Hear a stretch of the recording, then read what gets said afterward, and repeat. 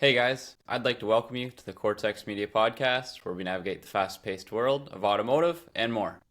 I'm your host, Corson Schmidt. Today, I'm excited to be joined by Melissa Riedesel. Co-owner of Milex Complete Auto Care, since 2018, Melissa has not only driven success in the auto industry, earning Rookie of the Year and Franchise of the Year awards, but she also brings decades of experience in business management, the nonprofit sector, education, and travel services. Juggling entrepreneurship with raising 6 children, Melissa's journey is a testament to perseverance, versatility, and a passion for service. Let's dive into her story and discover how she balances so many roles with such energy and success. It's great to have you on, Melissa. Thank you. Thank you for having me. I appreciate it. No worries. So, Melissa, you've managed businesses since 2002 and worked in the auto industry since about 2018. What inspired you to make that transition into the automotive field?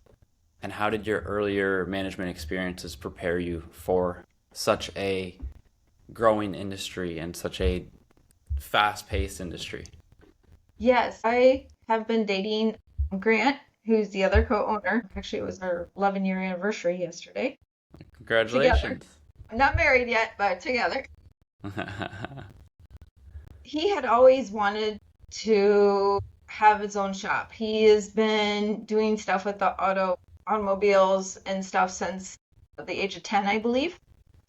We were both pushing 40, almost 40. I said, okay, it's now or forever hold your peace.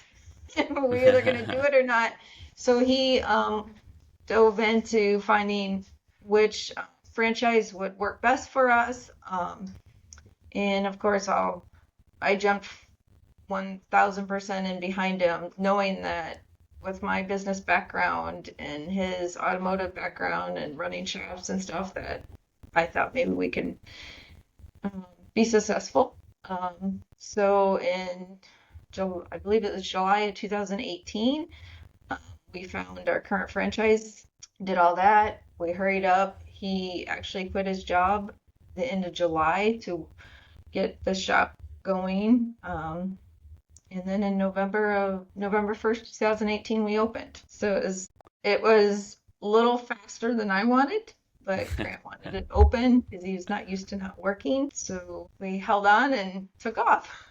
Nice, that's amazing. So before we get too far into it, do you mind, I'm kind of explaining for people that are unfamiliar with Milex Auto Care, do you mind just giving a little rundown on kind of what you guys do, what services you guys offer?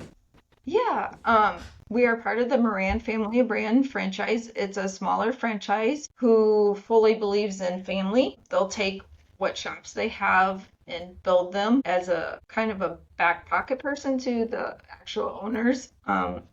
Excuse me, where they had, when back in the day when automotive was a transmission shop and lube and oil shop and all those, when it started, can't remember the year it started to become a one-stop shop, they decided to add Milex.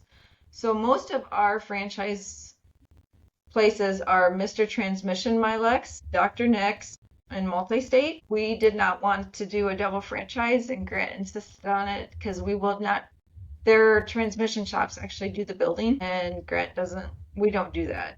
So we said, let us just do a Milex. They were a little apprehensive at first, because I think there's 4 or 5 of us in the whole franchisees that are just Milexes. 2 of them are now located in Cedar Rapids. So we do anything from oil changes, tires, brakes, suspension, engines, AC. The only thing we don't do is body work and glass work and some of the newer, more intensive electrical work.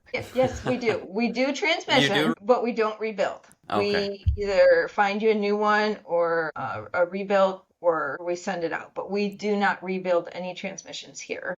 When we looked at the cost of hiring a builder, having parts on available, and what it cost just to have a reman or brand new one sent to us was about the same.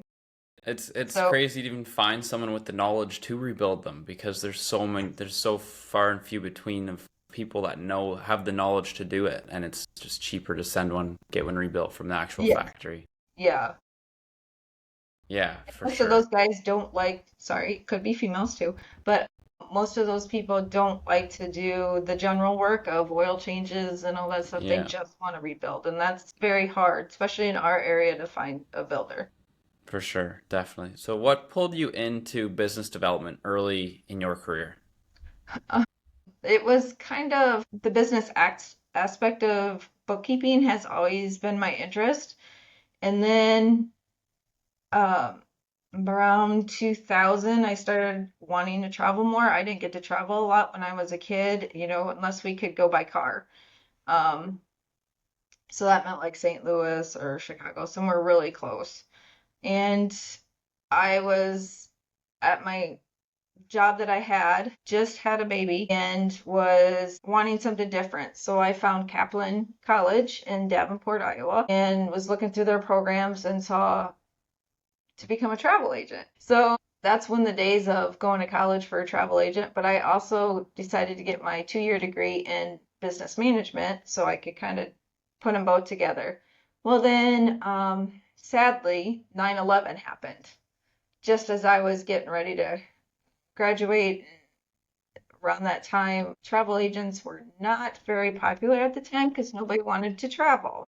I bet. So I went fully into the management side of it and got on with the local county fair, um, and was helping them. And then I did another county fair, another local county fair, and just kind of went on from there of just bookkeeping for our business with my ex-husband was farming. So I was doing that bookkeeping and then got in with a local church and was a full-time business manager for them. And then Milex came around.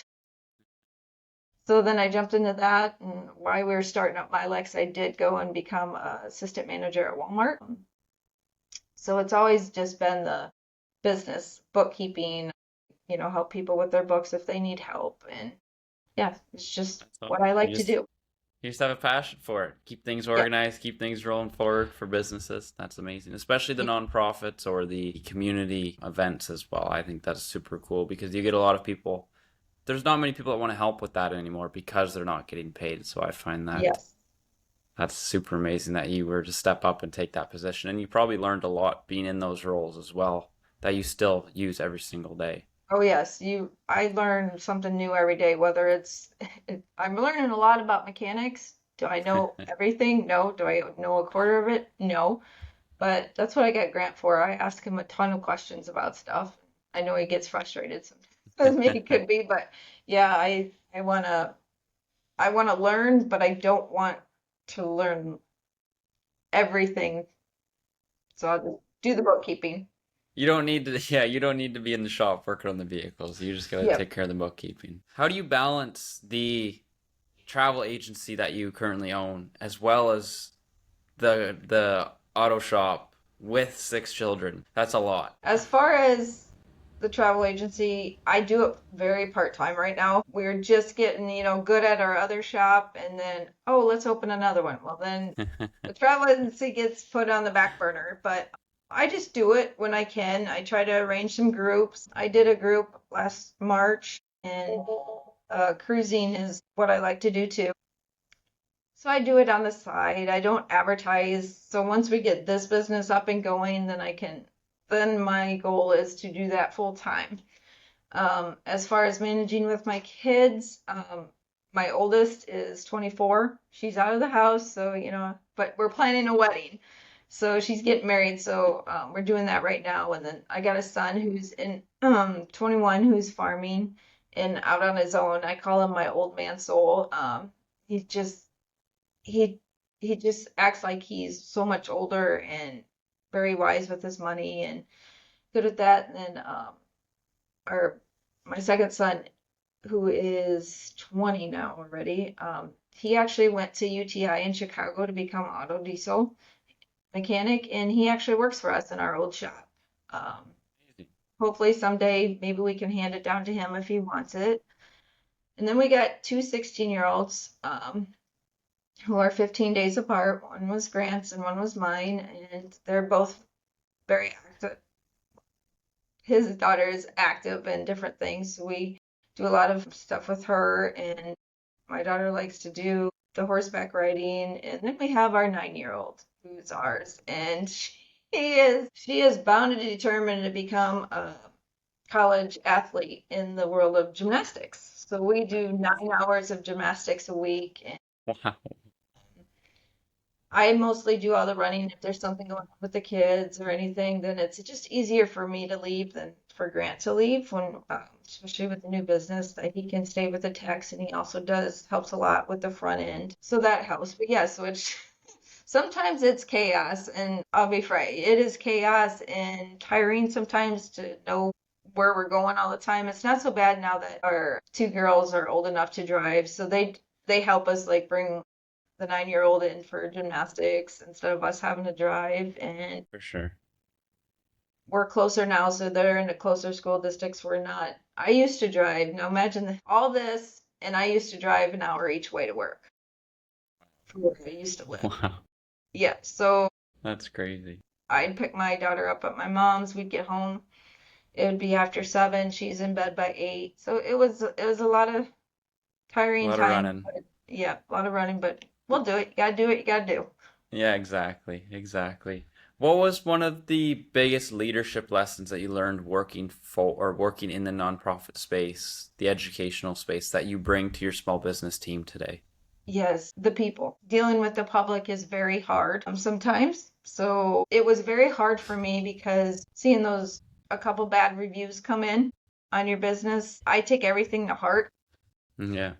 And then I soon realized that a lot of those bad reviews are paid reviews and never even step foot in. So between the profit and the nonprofit world is a huge difference. The nonprofit, you're working with volunteers. So you have to tread lightly sometimes, knowing you can't force a lot onto volunteers and get upset and everything, because then you'll lose volunteers. Then working in the profit industry, you've got to watch your customers because, word of mouth, 95% of our business is word of mouth. And that's how good we've gotten. So it's hard to distinguish sometimes. Sorry. Yeah, so Thank you. the leadership is quite different. I'm not good with sales. Sales is not my forte, but the nonprofit world was my cup of tea. Yeah. It is so much different than the profit world because it's you have to watch more what you say on the customer side rather than the nonprofit. You're kind of watching both. So I guess it would be kind of the same. But the leadership, I'm a go with your flow kind of person. So I just kind of do what I need to do to get stuff done. And I Fair enough. tell you the truth, I really haven't even thought about it. But yeah. That's amazing. No, I volunteered for a car show this year just as a volunteer, and I found it so much fun being there, knowing I didn't have to work, like I don't have a boss over top of me not getting paid. So you don't have to work as hard, and you can make it more fun because you're not getting paid. You're Yes. working with people that are all there for the same reasons. You're having fun as a group, and I think that's super cool. So But I will say, nonprofits as a church, you have some church ladies that are kind of stuck in their ways. So that was at the church would have been my biggest challenge for sure. for leadership wise that way, dealing with multitude of ages and how it used to be and that kind of Definitely. stuff. Yeah. So the automotive repair industry is known for rapid change. It's always changing. What are some of those trends that you're seeing in and out of the shop right now, and how do you guys adapt to those changes to stay ahead of the industry? The new cars, Yeah.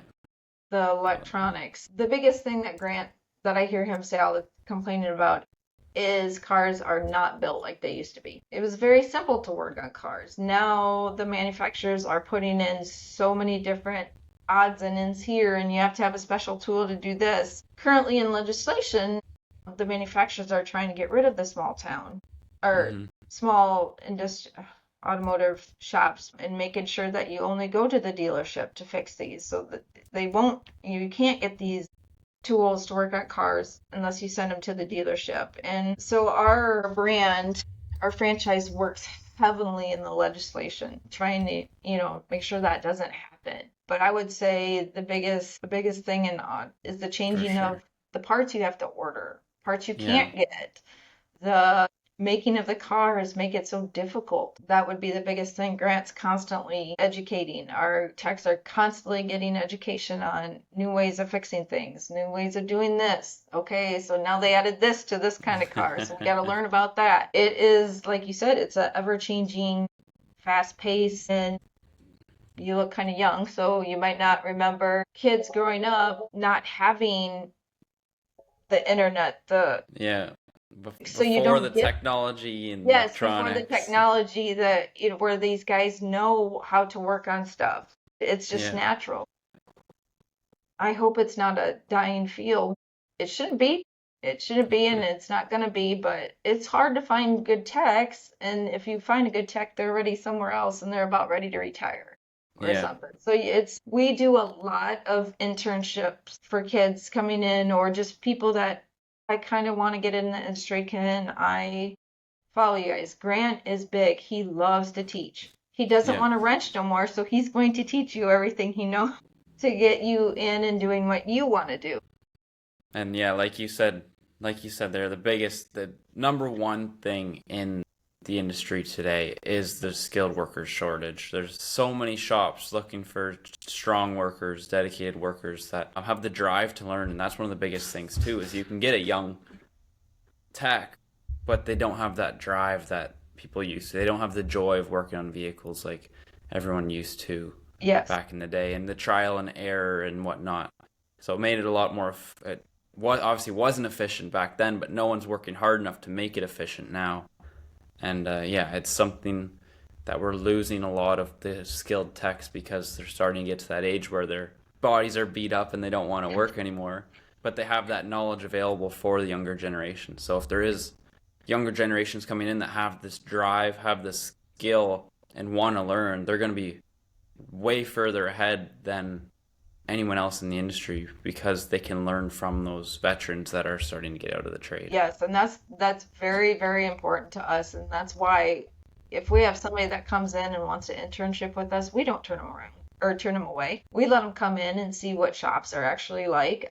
Our shop is very busy. Our old one, we average 95 cars a week. That's kind of unusual too. There's not a lot of shops that do that, but we get them in and out. And so we want to make sure that they see the fast-paced ones too. It's easier to go down than up. For sure. You guys have 2 locations, correct? Yes, we just opened. We're starting week number 4 on our new location. Nice. So do you cover HR?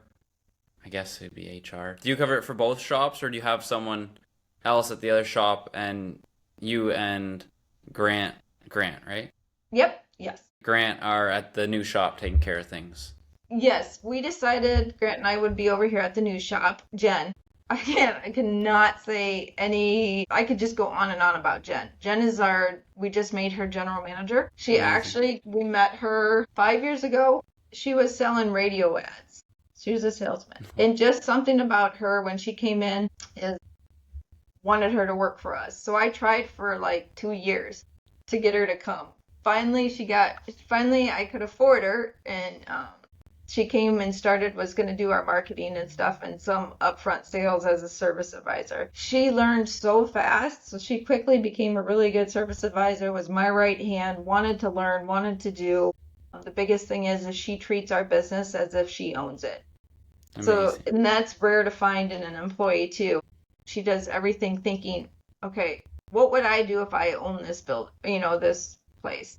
Mm-hmm. So we made her general manager, and so she covers everything. She does the billing, but I do most of the HR work. I do all the paying of the bills, every bookkeeping. She just kind of gets stuff organized for me. So yeah, so I'm starting.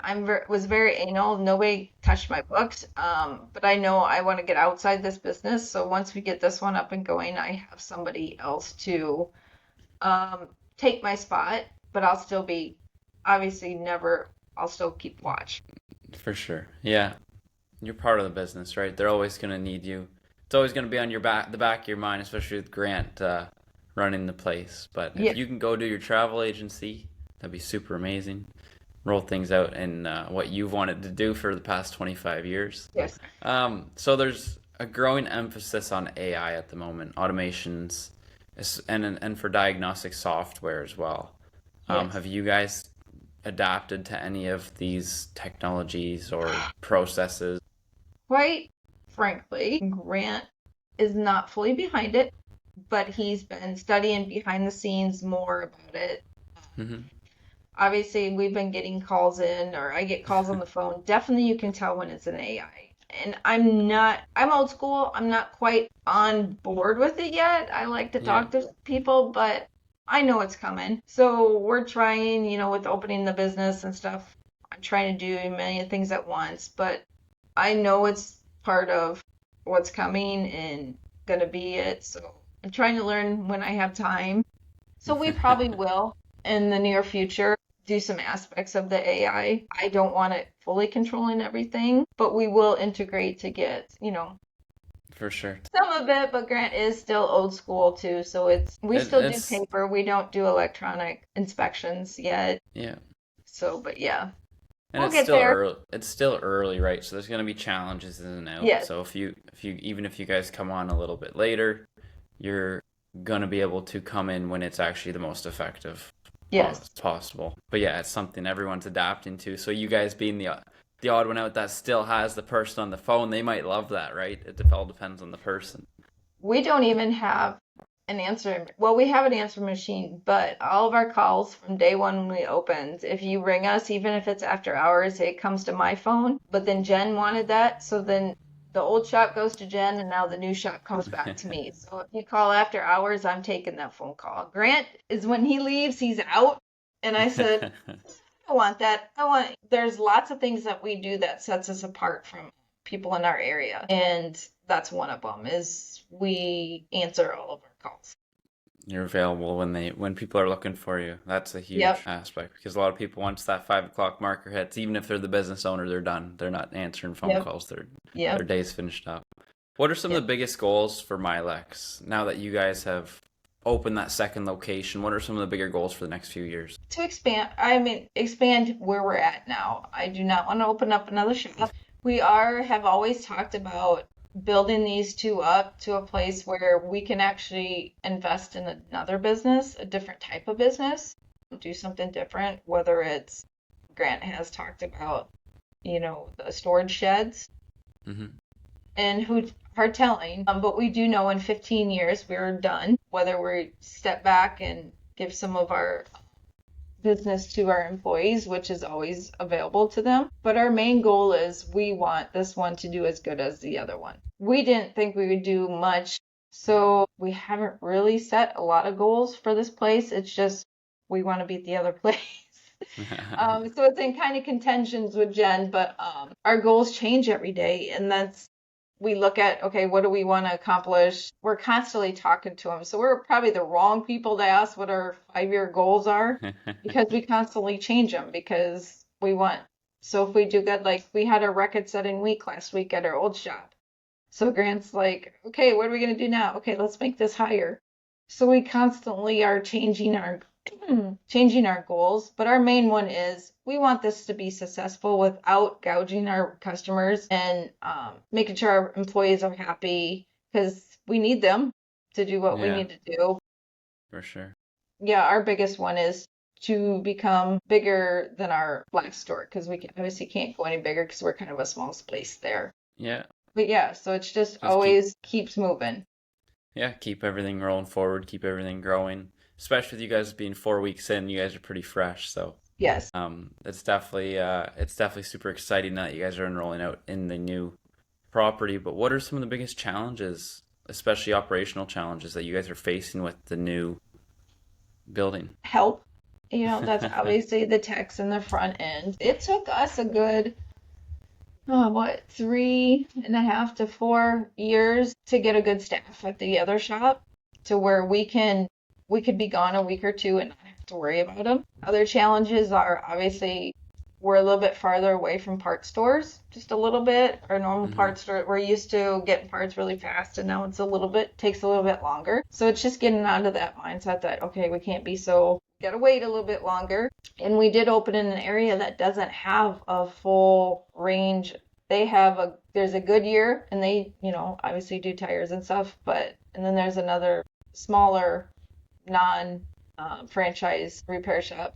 But otherwise, we're about the only one on this side of town. So the challenges is obviously getting customers in here, the marketing.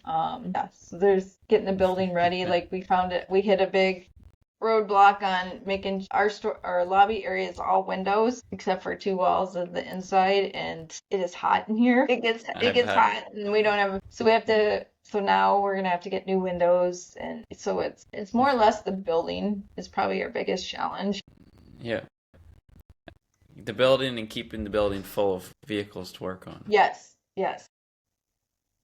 Well, where can listeners connect with you, book for services, or learn more about Milex and yourself and Brent? We have our website, which is really long.